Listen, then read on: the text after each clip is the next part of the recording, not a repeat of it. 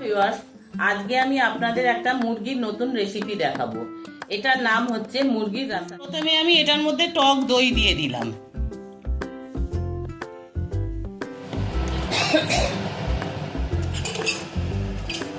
দেখুন আমি কড়াটা বসিয়ে দিয়েছি। দেখুন আমি কিন্তু মাংসটাতে এক ফোঁটা জল দিইনি। দেখুন তাও কতটা জল বেরিয়েছে। দিয়ে দেবো। আচ্ছা, এটা তো ফুটে গেছে। এখন আমি না আঁচটাকে একটু কমিয়ে দেবো, তাতে মাংসটাও সিদ্ধ হয়ে যায়। দেখুন আমার মাংসটা হয়ে এসছে। এবারে আমি এর মধ্যে আর একটুখানি দিয়ে দেবো। মাংসটা হয়ে গেছে, আমি নামিয়ে নিয়েছি। আর আজকে আমি আপনাদের আমার লাঞ্চ মেনু দেখিয়ে দিচ্ছি। এই যে চিকেন করেছি, দইয়ের চাটনি, উচ্ছের চচ্চড়ি। আজকে আমি আপনাদের একটা মুরগির নতুন রেসিপি দেখাবো। এটার নাম হচ্ছে মুরগির রাসাল্লা। এই জন্য লাগবে আমার মুরগির মাংস। এখানে 450 থেকে 500 গ্রামের মতন মাংস আছে।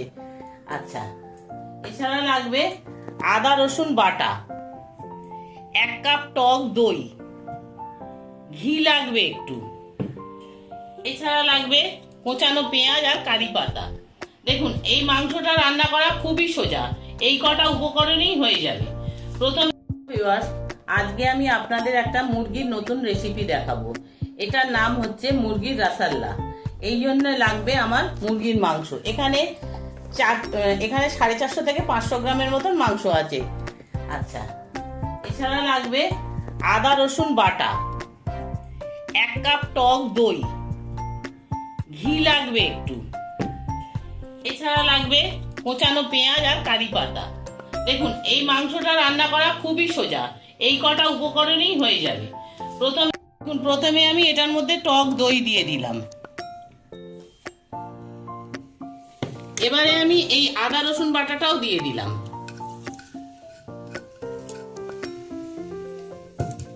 এবারে দেবো এই কোচানো পেঁয়াজগুলো,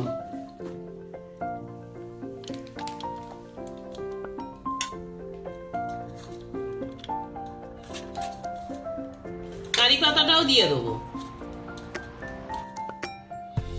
আর দেবো ঘি।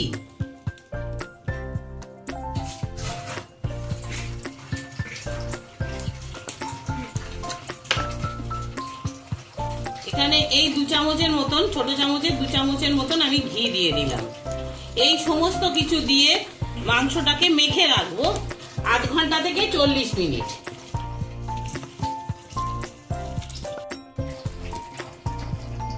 দেখুন আমার মাংসটা মাখা হয়ে গেছে, আমি এটাকে এবারে 8 ঘন্টা রেখে দেবো।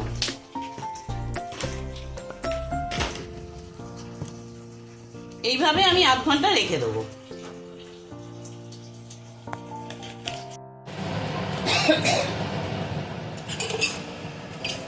দেখুন আমি কড়াটা বসিয়ে দিয়েছি, আর এই মাংসটা যেটা ম্যারিনেট করে রেখেছিলাম এটা আমার 8 ঘন্টা হয়ে গেছে। এবারে পুরো মাংসটাকে আমি এই কড়াই ঢেলে দেবো।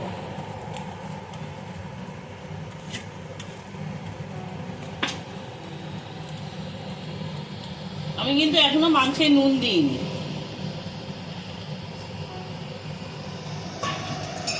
দিয়ে আমি নাড়বো। দেখুন আমি মাংসটাকে ঢেলে নেড়ে নিলাম। এখন আর কিছুই করতে হবে না, এখন চাপা দিয়ে দেবো। জলটা বেরোক, তারপরে আমি নুন দেবো। আমি এই চাপা দিয়ে দিলাম। দেখুন আমি কিন্তু মাংসটাতে 1 ফোঁটা জল দিইনি। দেখুন তাও কতটা জল বেরিয়েছে।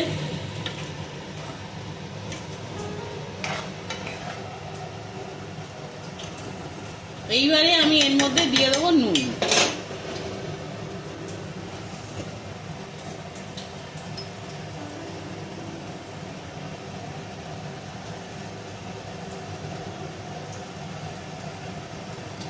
প্রয়োজন মতো নুন আমি দিয়ে দিলাম।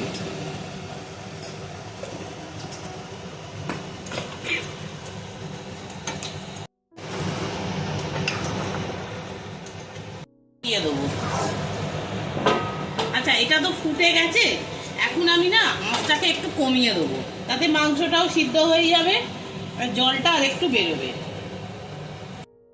দেখুন আমার মাংসটা হয়ে এসছে। এবারে আমি এর মধ্যে আর একটুখানি ঘি দিয়ে দেবো।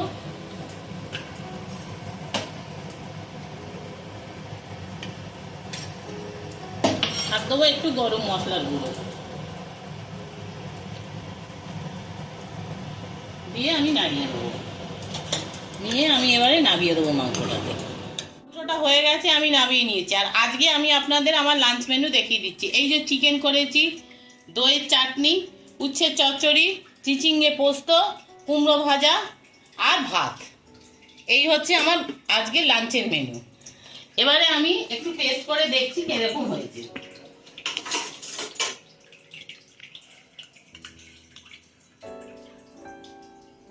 হ্যাঁ, এটা বেশ একটু অন্যরকম আর খুব কম মশলা দিয়ে করা, ভালোই হয়েছে খেতে। আপনারাও এটা করবেন, করে দেখবেন কিরকম। আশা করি আপনাদের এটা ভালো লাগবে। মাংসটাও সেদ্ধ হয়ে গেছে। আশা করি আপনাদের এটা রান্নাটা ভালো লাগবে। গরমের উপযোগী একটা রান্না। যদি ভালো লাগে চ্যানেলটাকে সাবস্ক্রাইব করবেন, পাশে থাকা বেল আইকনটা টিপে দেবেন। আর ঘরে বসে আপনারা যদি কোনো বিনোদন কিছু দেখতে চান, তাহলে যে চ্যানেল ভিজিট করবেন, সেখানে আপনারা ঘরে বসে ধর্মীয় নানান অনুষ্ঠান, মেলা, এইসব কিছু আপনারা দেখতে পাবেন। আমরা তো অনেকেই ঘরে বসে অনেক জায়গায় বেরোতে পারি না। ঘরে বসে থাকলে আমরা এইগুলো অতি অনায়াসে দেখতে পারি। এইগুলো আপনাদের ভালো লাগবে। যদি এই ভিডিওটা আপনাদের ভালো লাগে, অবশ্যই আপনারা একটা লাইক করবেন, সাবস্ক্রাইব করবেন, আর পাশে থাকা বেল আইকনটা টিপে দেবেন পরবর্তী রান্নার ভিডিও নিয়ে, যাতে আপনাদের কাছে পৌঁছে যেতে পারি। আপনারা সবাই ভালো থাকুন, সুস্থ থাকুন, এই আশা নিয়ে আজকের ভিডিওটা শেষ করলাম। নমস্কার।